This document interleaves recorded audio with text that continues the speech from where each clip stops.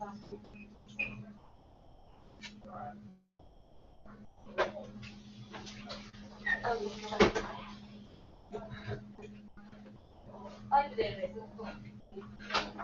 you been involved in businesses?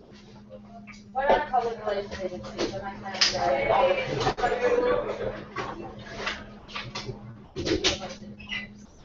We're good. We're good. Yeah. All right, you want to start? Yeah, definitely. Cool. I'll open this up for you. Thank you. No problem.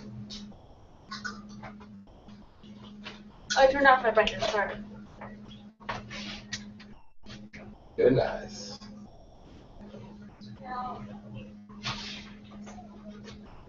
Yeah, we're good. So thanks for inviting me. No problem. Thank you. So I'm Bree. You don't know me. I teach digital media marketing here at UCF. And I got my start a little bit differently than most people. So I'll give you a little bit of background on me, and then I'll teach you how to get some free media exposure, just to kind of show you that wherever you are now may not be where you end up.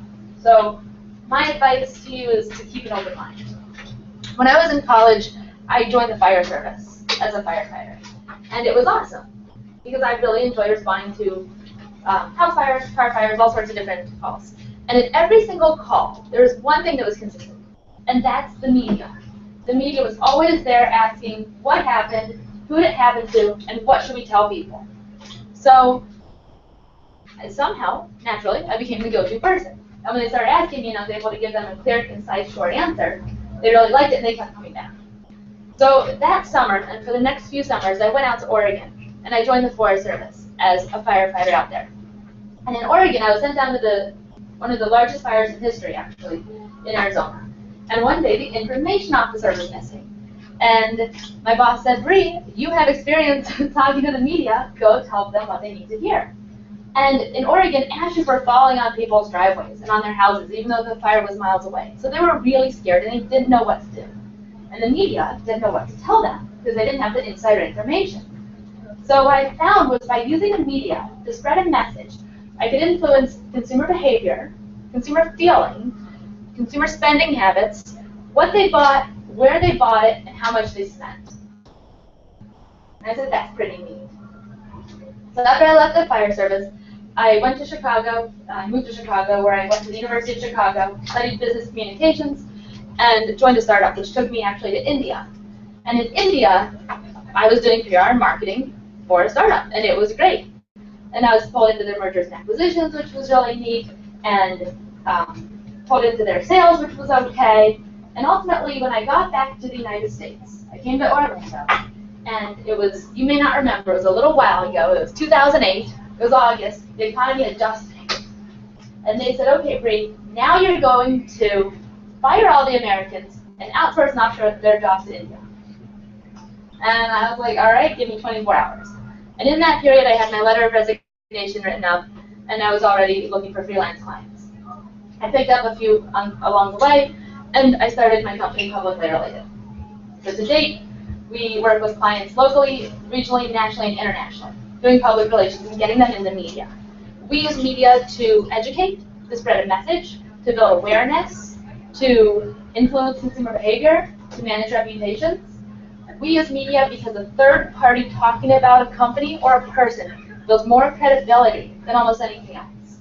So, for example, if I tell you that you've got a great idea, that'll probably mean more to you than if you think of your idea and you're like, oh, this is awesome, right?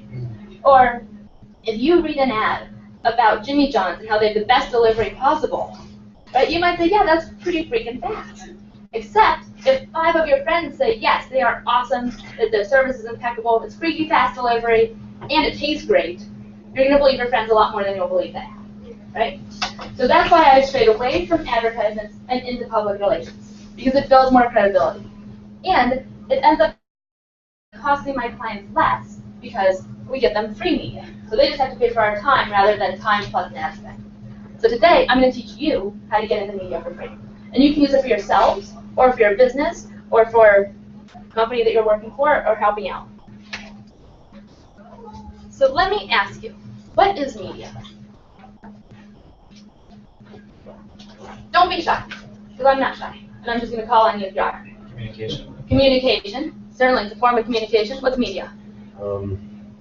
Things we spend most time on during the day. Things we spend most time on during the day, possibly. Is TV media? Yeah. Yeah, absolutely. Is a podcast media? Yeah, certainly. When you listen to the radio, is that media? Yeah. XM, Sirius, is that media? Yes. Yes. Is a blog media? Yes. Yes. Is social media media? My goodness, yes, it has in the name. TV, radio, blogs, podcasts, print, online magazines, online event calendars. Basically, kind of any of these mass communication systems that give you information. Now, what can being in the media do for you or for your business? Let's talk about this. Give you more customers? Sure. It Or can bring, grow your brand? grow your brand, spread awareness, influence people to come in, recognition. Sure. What else? When, years ago, again, when BP had their oil spill, do you think the media hurt or helped them? Hurt, sure. When Barack Obama was elected, people always say that Facebook got him elected, President Obama. Was that media? Yeah, absolutely. Media can influence people, it can sway people, it can grow your reputation, it can hurt you if it's negative. It can really help you grow. Now, let's look at this. This is the way that media used to operate, and this is how it is today. Other than more screens, what do you notice about these pictures? There's women in the other one. There's women, sure. Color. Color, yeah. There's more going on. There's more going on. Seems like there's two-way communication that's going on. Mm-hmm. More two-way communication. Absolutely, more two-way communication. They're focused on, they're looking at other media. Mm-hmm. Yeah, they have more to do. These guys are sitting back, relaxing, reading the paper, using a typewriter. They're on the phone smiling. I can't see too many faces, but the one that I can see certainly doesn't look happy. Right? Because in the old days, it used to be that they had 1 or 2 articles to publish a week. And now, the deadlines have gotten so much tighter that they have 1 to 2 blog posts to publish per day, plus articles that they're also working on. It's a much more stressful job, and people are getting cut from their jobs, so the media is ever changing who's working in what position and what company, because everybody now has a smartphone. So everybody now is an iReporter. Everybody can tweet the media. Everybody can connect with them. So their jobs are almost becoming obsolete. So if their jobs are becoming obsolete, and there's iReporters out, and there's Twitter happening, and communication, more avenues for communication that's wider spread, how do you think the media gets its news? From the internet? From the internet, certainly. What part? From people, yeah. You think they want to sit and read a press release? No. You think they'd rather sit, just real quick, look through a list of bullet points? Look at what's going viral.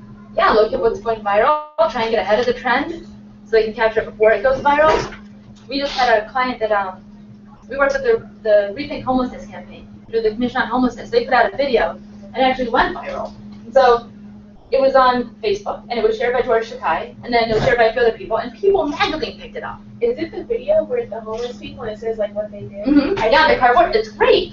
Who here seen it? I think I've seen it. Almost everybody. Because you get your news the same place that the media gets their news, which is Facebook, which is Twitter, which is why a lot of times when you see their reports, at the end it'll have corrections, because they didn't have the whole story. So they have to now go back and correct it. So welcome to the new news. No longer are people just sending in a press release that may or may not get read because they don't have time to read it. Now what we're doing is pitching. And that's really the key. The way you get into the media is through pitching them. So you start off with a game plan. What are your goals? Right? You need to know your goals before you can form a strategy. It really guides the strategy. So start with a game plan.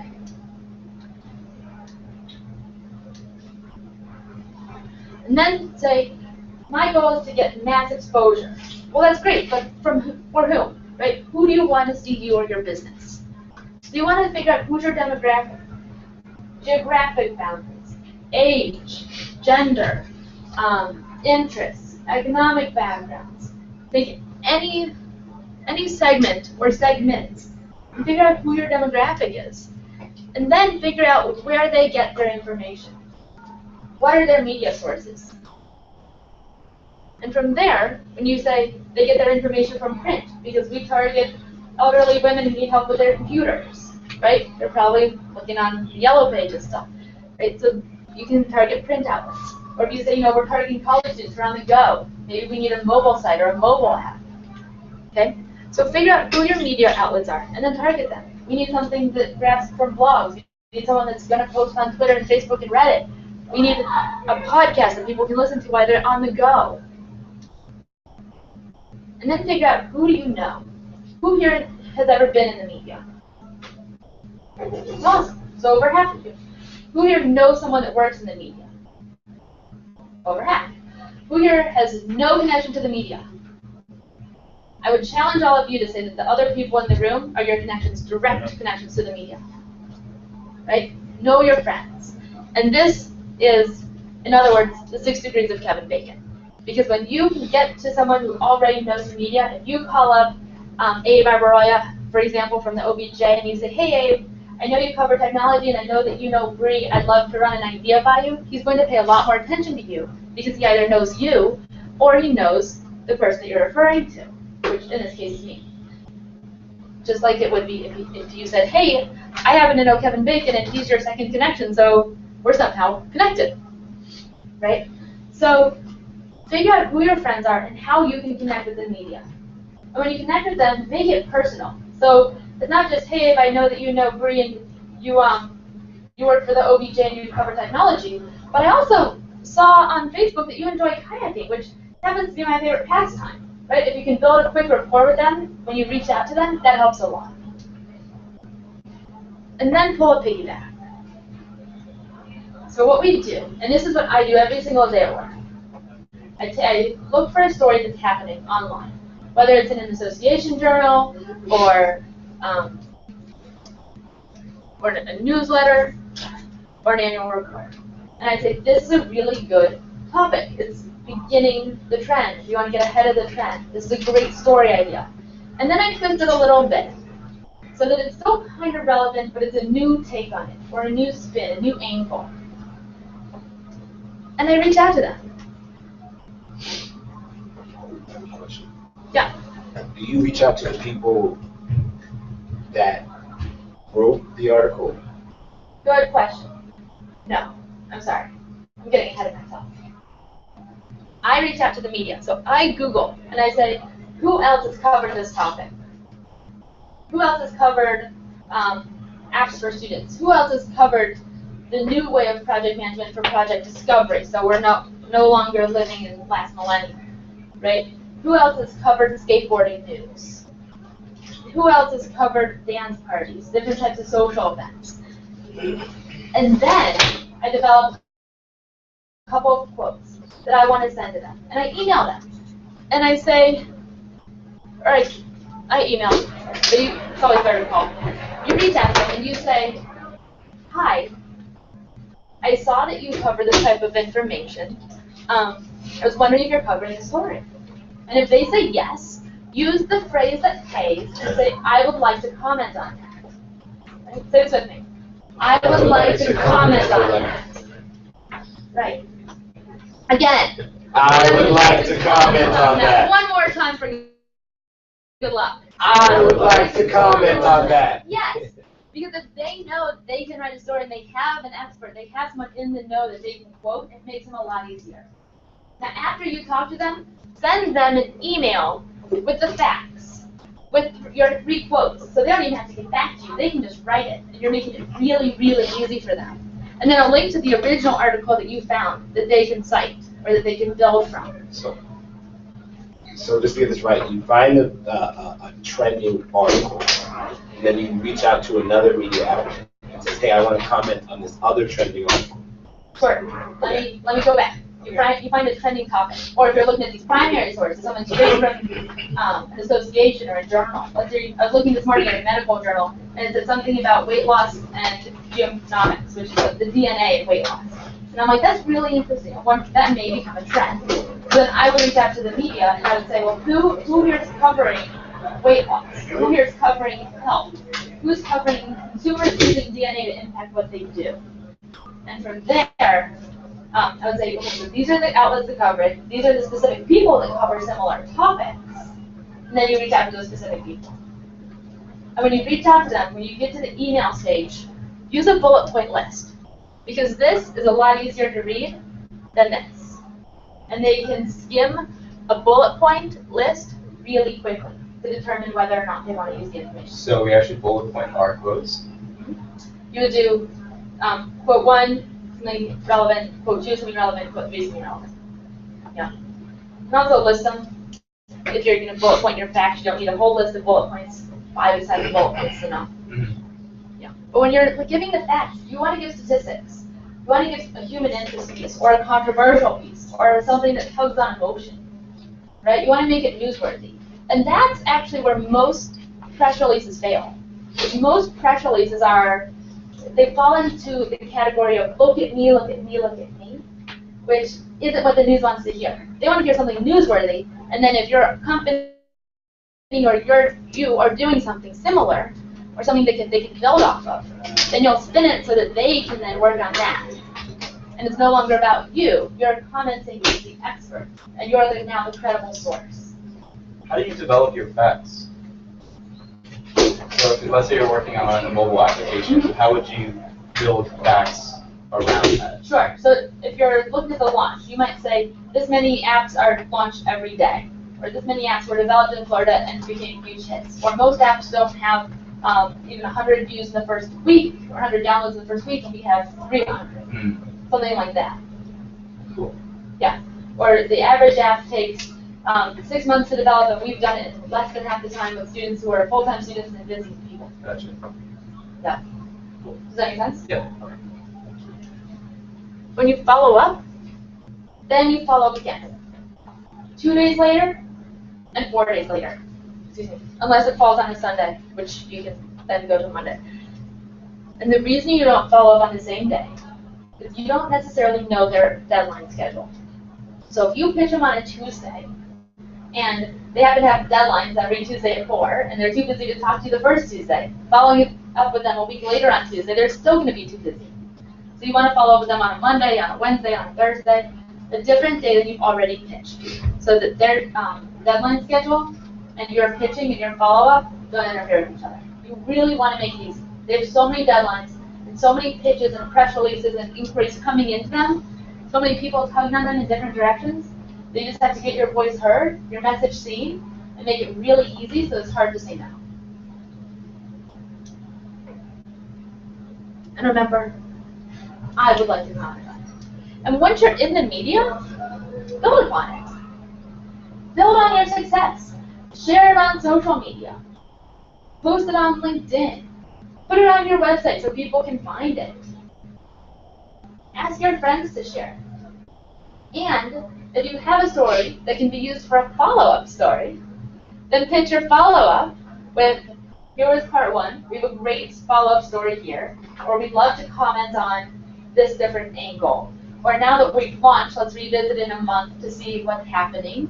You know, how many students do we have in our database? How many projects are actually being discovered? How many people come to our dance party now versus before we were in the media? Right? If you're promoting the Launchpad, how many students did we have before we were in the media? How many do we have now? Look at the increase. We must be doing something right. That could be a news story in itself. Right? And build on it. And that's how you get in the media. It's really that simple. Really that simple. You just find your story that you want to comment on, or find your topic you want to comment on. Find the reporters that you want to contact. Contact them with your quote, I would like to comment on that. Build on it, you know, send them the facts so they don't have to do the research. Send them your quotes. You know, send them the information they need, and of course your contact information, so they can follow up with you. And make it really easy for them. And that's it. There you go. Questions?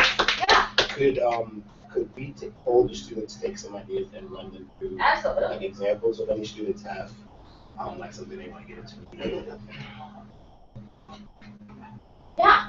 Well, I came really late and I apologize. So I kind of missed the whole thing.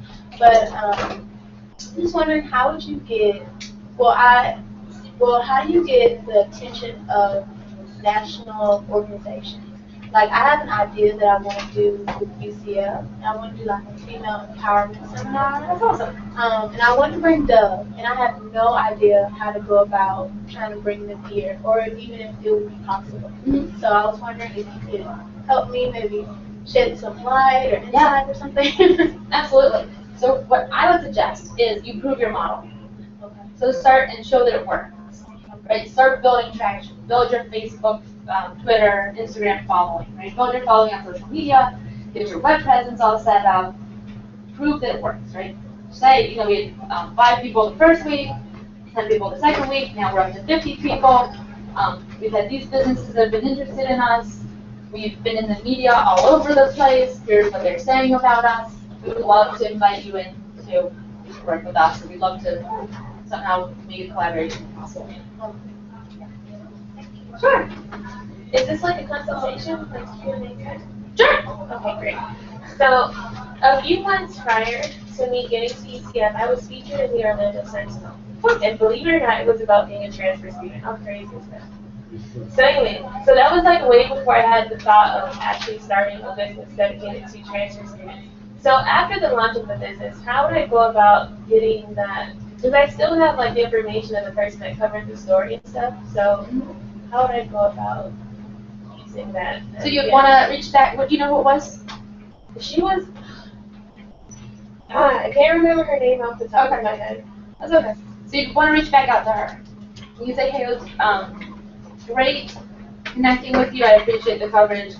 Funny enough, I'm now starting a business, or I've started a business that helps students who are in my exact situation. And I'd love to, if you have a moment, I'd love to run the idea by you. I think it would really be helpful for the Central Florida community. And in the meantime, before you reach out to her to use her, or to use her, you should send her a couple of emails, just, hey, saw this article about you and I really enjoyed it, right? Or, hey, just wanted to say hello and keep in touch. I think you may love to check out this cool event that's happening. Just keep in touch, don't expect a response. But then when you're ready for her, show her it has her name handy. She says, oh yeah, she's already sent me like 2 or 3 other really cool things. Yeah. Then the more, because the reporters are bombarded with emails and phone calls. And usually they don't answer the phone. Because, does anyone know why? You have them on record. People are like using it. No. Right? No, because they can't control the conversation. They don't know who you are, what you're calling for, how long it's going to take, what you want, right? So if you leave a message and they call you back, or if they respond to your email with a phone call, then they're in control. So usually they don't answer, and occasionally they respond to email. So you can make your email really good, your voicemail really good. But if you start following up, and she sees your name in her inbox, even if she's not opening all of them, she'll start getting used to you. And she'll be more likely when you come. And, by the way, a good subject line is usually between 5 to 7 words, and that's where you put your hook. So a pitch is made up with a hook, which is literally kind of like a fishing hook, where if you think of the reporter or the journalist as a fish, you need to get their attention. So you're going to hook them, right, with something interesting, something controversial, something emotional, something where you take a new spin on an old idea. You take 2 thoughts that would normally go together, and you put them together in a way that makes them want to know more. 5 to 7 words that goes in your subject line, right? Then a quick little salutation, little tiny blurb, and then you get into your bullet point list right away.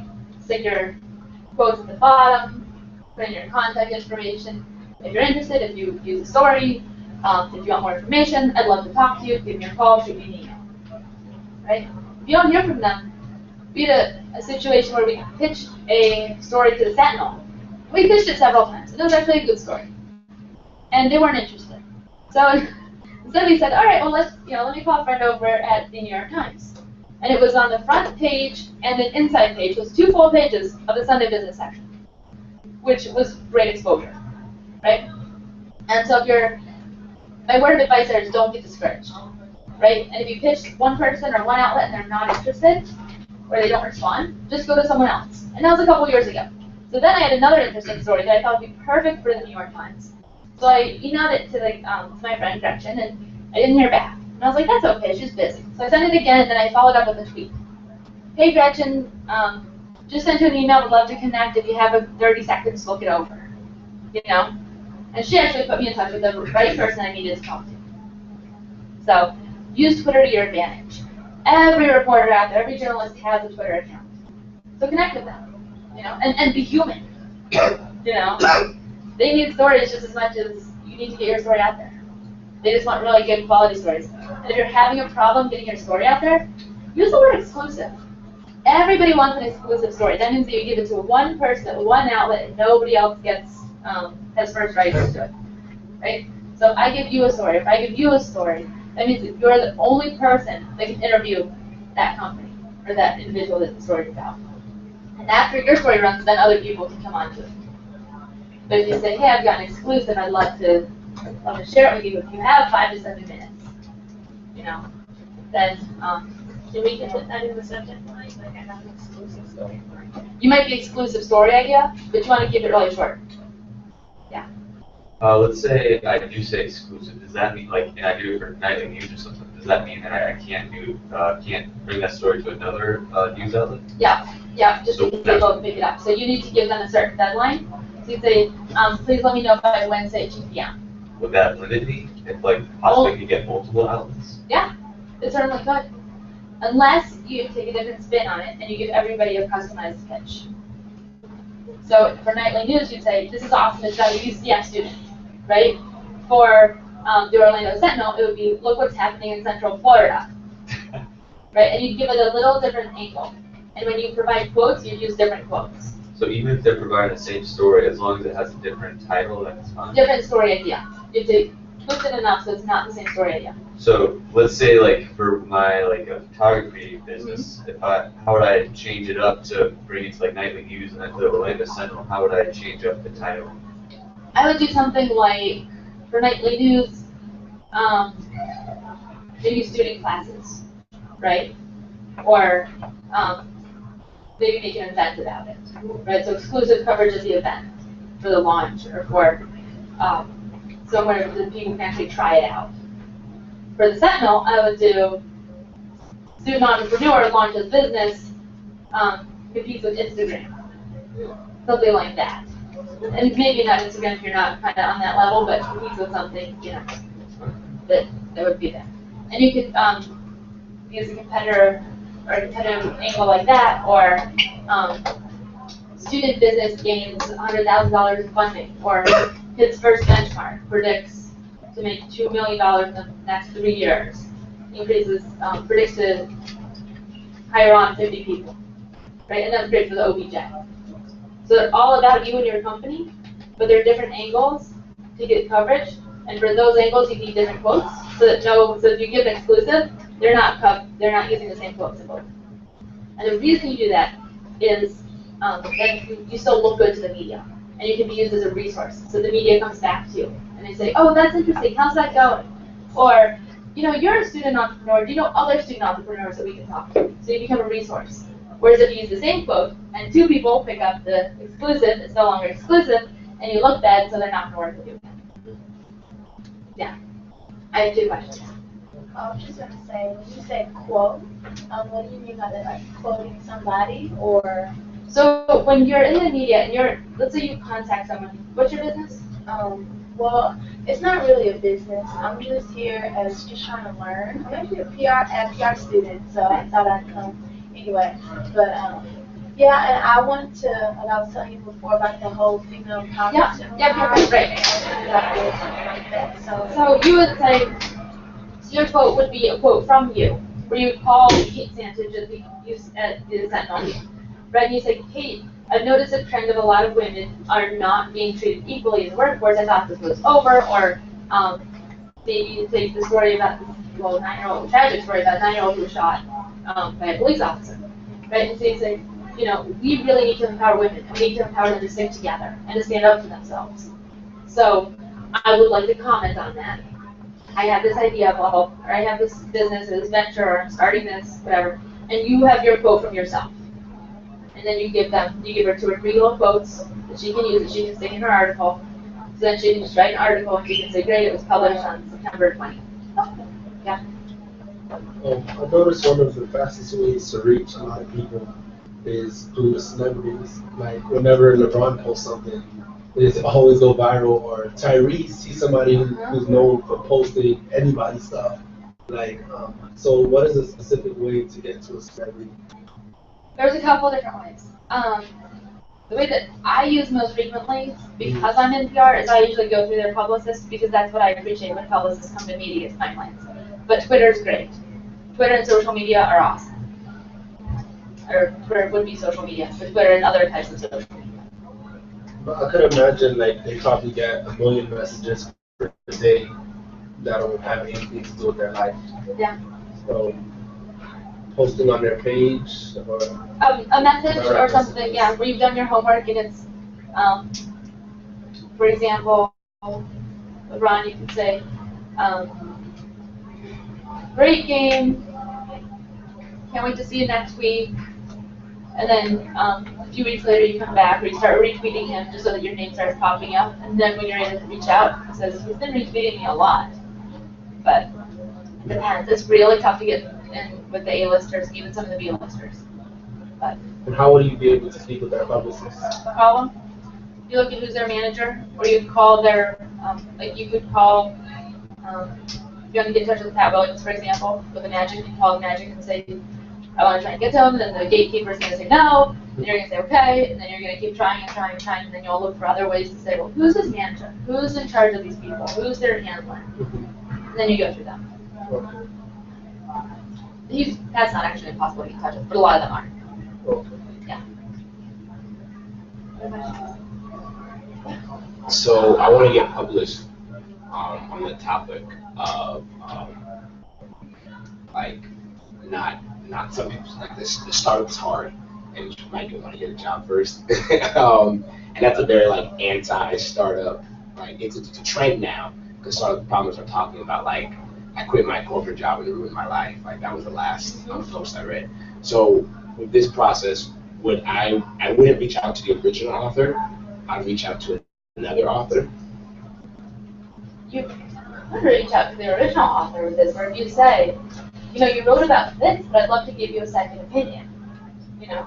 Or you could reach out to certainly another author where you say, you know, the trend is that everyone's quitting their corporate jobs and going to these startups, but you know what? I'm here to tell you that startups are darn hard. And sometimes it's better to go get employment and to get your experience and learn before you kind of risk it all to go with your own venture.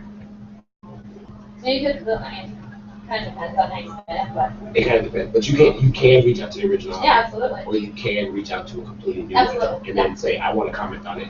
They write an original post with your comment. They would usually write a new post. Okay. That's what you would hope for. Because if it's on a blog, you can just go on there and comment. You log into Facebook. You can just comment directly if you want it on the original blog there.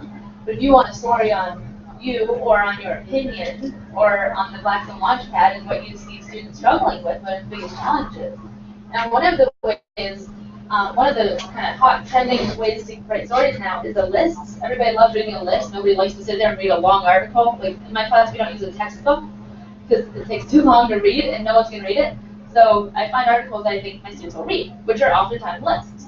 Right? Top 10 ways to find a job. Top 10 ways to fix your resume. Top 10 things. That's what you see on Facebook now. Yeah, and it's what everybody's looking at because you can just skim it.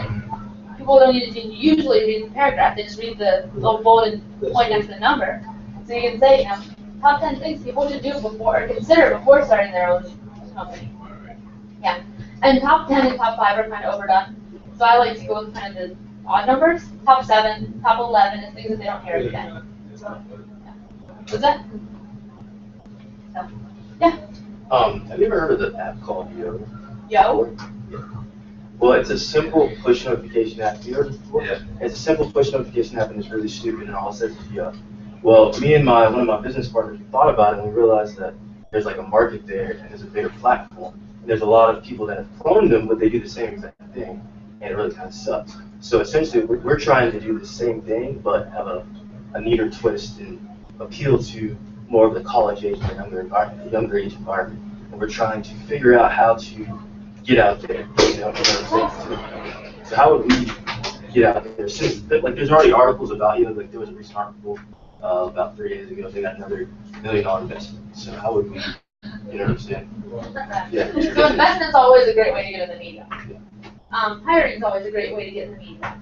If you can give it a competitive edge, or if you want to go local media, you can be a local competition, springs up against you, right? One of my students had developed an app, and he's ended up selling it for like $116,000 or $140,000, something like that. And so sales is always a great way. Acquisition is always great to get in the media. What he did though was he used social media to build his traction. And when you have the traction and you can show the numbers, you're more likely to get exposure because the media doesn't view it as an ad. So for example, if you're doing a Kickstarter campaign, everyone says, oh, Kickstarter, we've all seen it, it's over, right? And the media doesn't want to do it because they know that they're writing an ad for you rather than a news story. So if you can show, hey, we have the numbers, we have the traction, we're different, here's how, we're better, and here's why, then they're more likely to listen to you. And if you say, hey, you know, it's an app that you can download for 99 cents, but I'd love to give you a free trial, or give it to you for free so that you can try it, you know, I'd love your feedback, or I'd love for you to review the app if you're going to bloggers. Bloggers love free stuff and they love to review it. Yeah. You mentioned that social media really helped that guy with the app. Do you have any advice for that? Yeah. So you're in a very visual field. So Facebook, Pinterest, Instagram, Flickr, all the visual ones are going to be your best friend. And depending on who you're marketing to, right? If you're going for women, 30 to 60s, Pinterest is great. If you're going for the younger crowd, Instagram is great, right? Share it in groups. You can join a business for photography group on LinkedIn, and you can share it in there. You want to make a post about it. You wouldn't want to just put up your URL, but yeah. Sure. Recently, there was a lot of news media here at UCF because of the beheading of Stephen Sondheim. And there was a lot of news stations there, and actually met Charles Delay, which was really cool. So how would I know in advance where a lot of media will be, or where things are taking place? So I wouldn't have known if it wasn't on the UCF campus. So how would I know that a lot of media would be at a They're always, you know, they're always at the events, but usually when they're at the events, they're too busy to talk.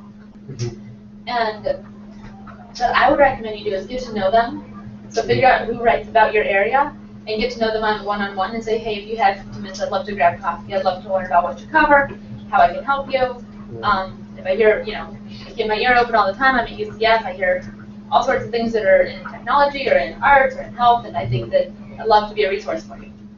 But one-on-one, and don't schedule them back-to-back, because especially if they work for different organizations, and they see you just going back-to-back, they're going to be like, what am I? I'm not important enough for to just meet with me alone. So, but I would get to know them one-on-one. Yeah.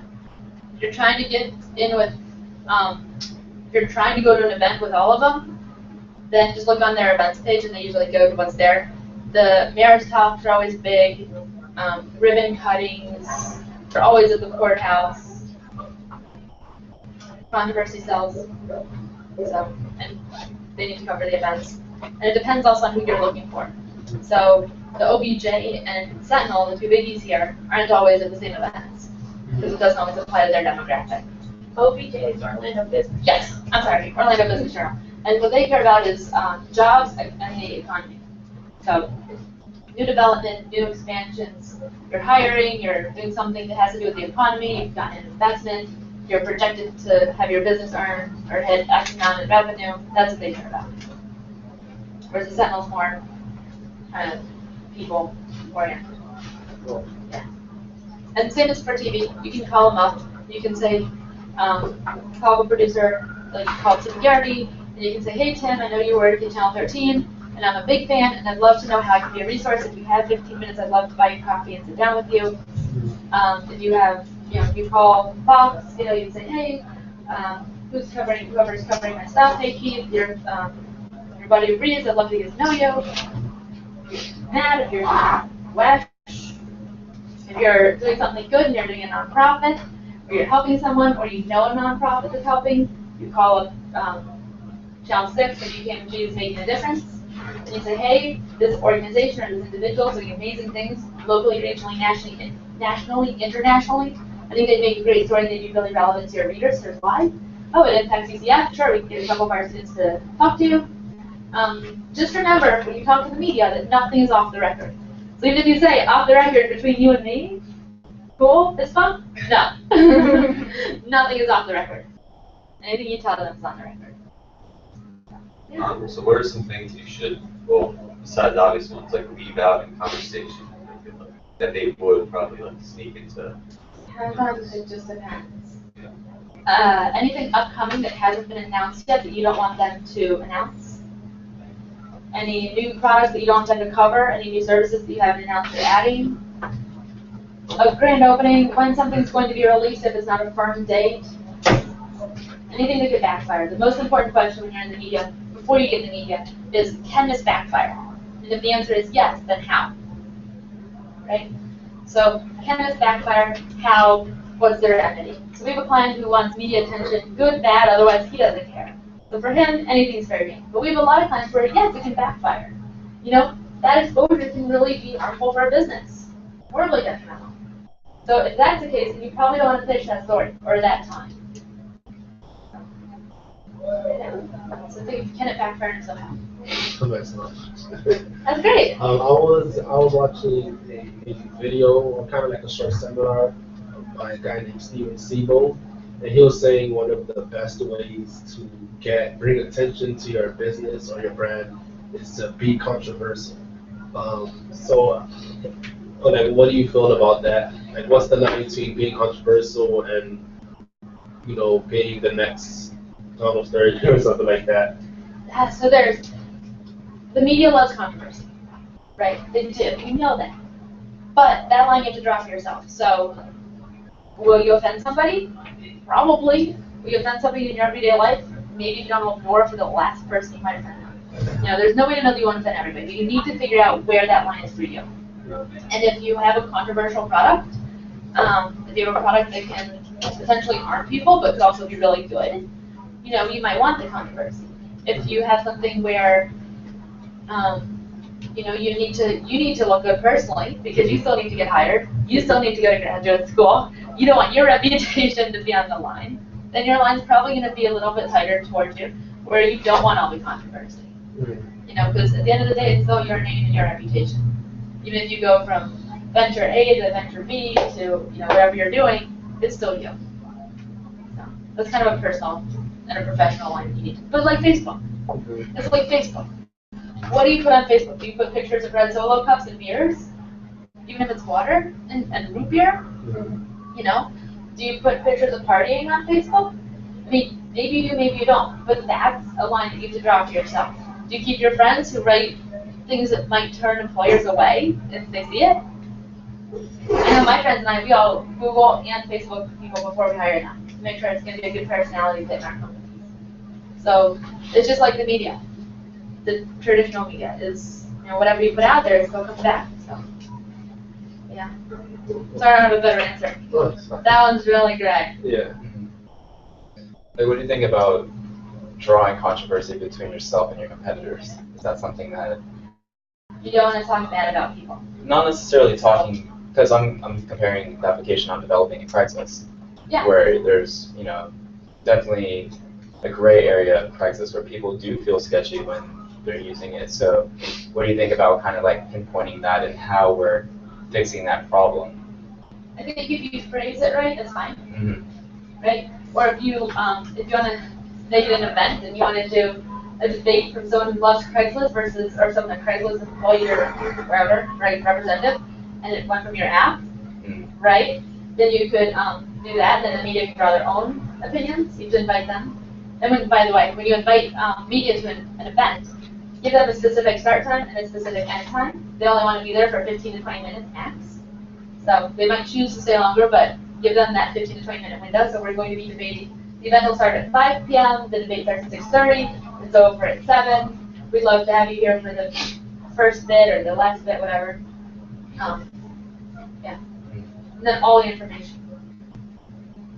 Who, why, what, where, when, how it's happening, etc.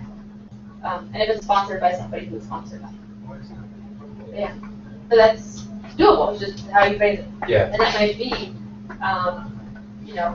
better than or safer. Because safety is the main concern with Craigslist. So safer than Craigslist. Right? And making a bold statement isn't always bad. So where you might say, is it safer? It's a little bit softer. Whereas you're proclaiming it's safer, it's a little bit bolder, and that's not necessarily bad. It just depends on the tone that you want to go for. Gotcha. Yeah. You teach? I do. Here? Yes. Oh, really? Oh, I'm a transfer student. I'm good, so I'm just... You should use her platform when it's ready. Okay. Yeah, what classes do you teach? I teach digital media marketing in the college of business. Oh, okay. Okay. So you're on the opposite side. Opposite sides. Okay. So how long have you had your business? I've been doing PR for 11 years. Really? Okay. I'm definitely going to keep your contact. Because I might even be looking for an internship or maybe just to have just a talk, Absolutely, please. And you're all welcome to reach out to me anytime if you want to bounce ideas off me or try your app. I love trying stuff. Yeah, keep my contact, please. I'd love to hear from you. I'd love to hear what you're up to. I'd love to hear when you're ready to launch. No, like I'm slowly talking. I spent time typing stuff. I'm just like, okay, so what should I pitch? Right. So, My favorite way is to collaborate within my office, but for you guys to collaborate with each other. And is this newsworthy? How could it be better? So my favorite exercise is I'll come up with a pitch, and I'll ask my team. I'm like, what's wrong with this? And sometimes they'll say nothing, and I'm like, yeah, there's something wrong with it. You have to find it because it can always be better, right? how do you find out what a company follows or respects? Like, so if you're going after, you want the attention of a company for like hiring purposes, or you want to partner with them or something, how do you find out what media outlets they read? Because they're like, your audience isn't like 500 people, your audience is like 3 key decision makers in C-level suite. So how do you? They're probably on LinkedIn. Probably on LinkedIn. Yep, and they might have their, see who they follow. They should probably, hopefully, have their interests listed out. So they're interested in cycling, they're going to be interested possibly in golf, going to the sports magazines, and they're in business, so they probably read the business journals. They probably read things that come in about their business. You can also look at who their company follows, and that's on Twitter. When you're doing social media for a company, you only want 20% about your company, and less than 10% of that should be about sales and promotions. And then the other 80% is engagement and chatting and kind of building your awareness. So look at what they're talking about as well. So what would be an example of engagement? TGIF, what are you doing this weekend? And then letting them. And then you let your fans, followers respond. And then you tweet, and if it's on Twitter, you tweet back to people. You, if it's on Facebook, you respond, you like, you can comment on your fans' pages if you can see them. What about initial content? I mean, how do you gather content? If I wanted to start a new Facebook page for my business, I feel like the initial content I have is first, explaining what I do, and then, trying to give them an incentive to come in. But besides that, what else can I post to try to? Sure. Because, you might be working with 20, 30 likes. You don't have enough engagement yet to, what are you doing this week? So you want to ask a question that doesn't get answered. Exactly. Yeah. Quotes are always interesting. People love doing quotes. Video is getting huge on Facebook. It's almost becoming completely another YouTube, right?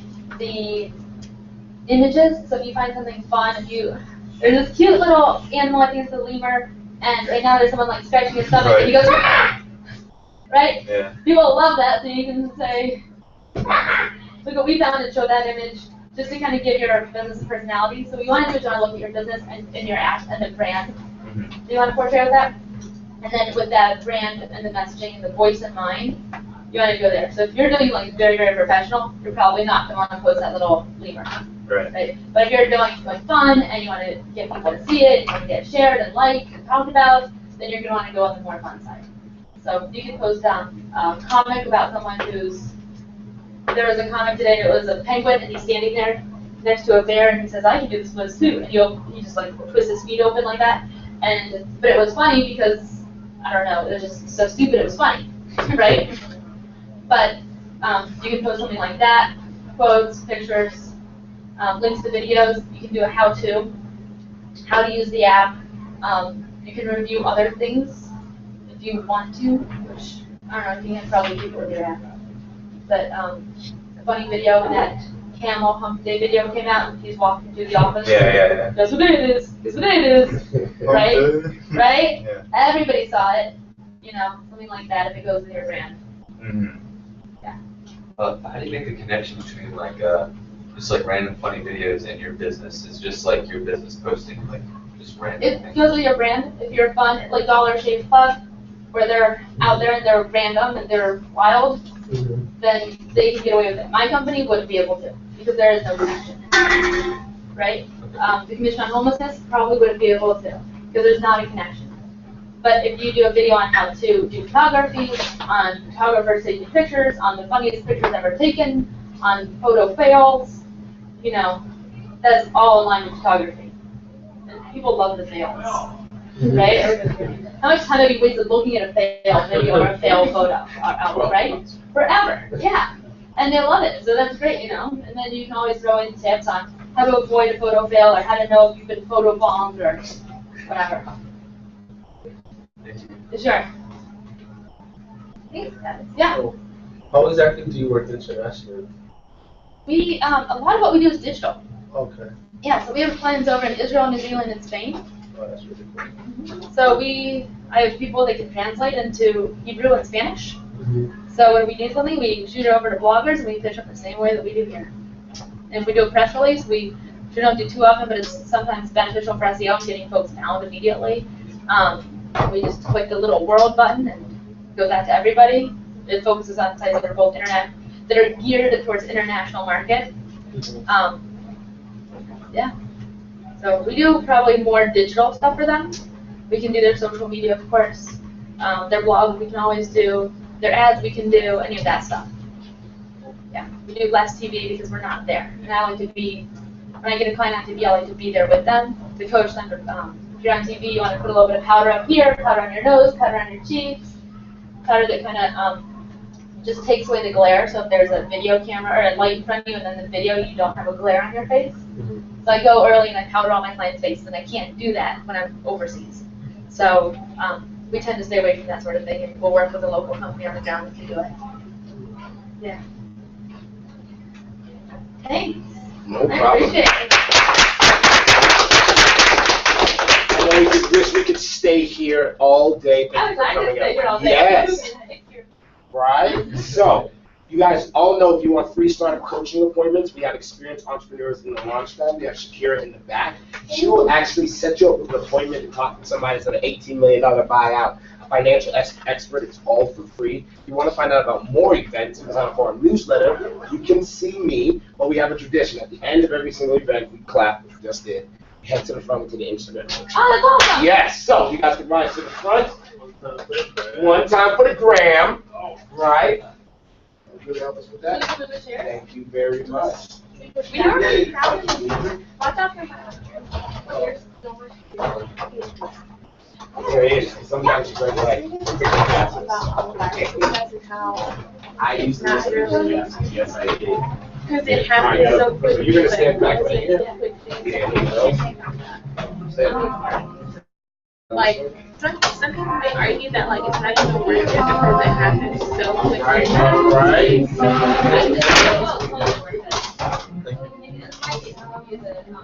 All right, scoot together like you love each other. That awkward shoulder touch, it has to happen. You guys gotta get closer. There's a square for Instagram. Square for the Instagram. All right. She's enough, right?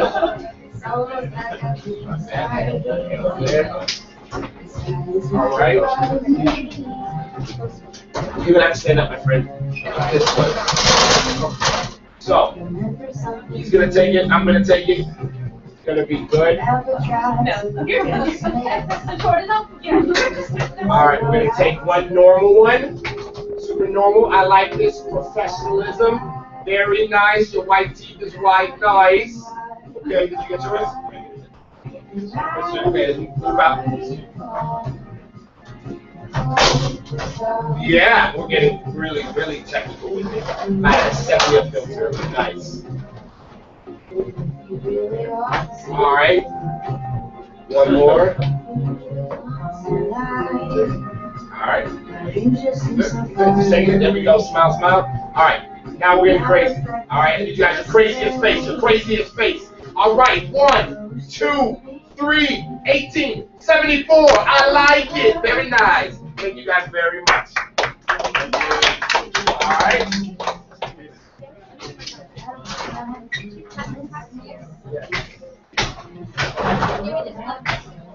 Yeah, if you want to go give me my email address,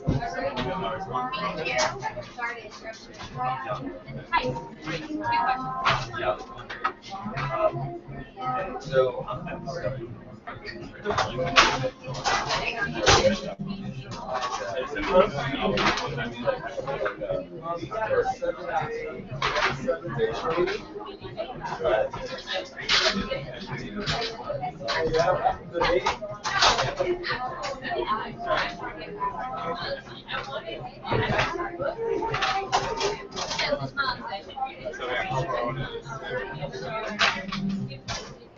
Thank you so much. I think taking you next semester. Yeah. Thank you so much.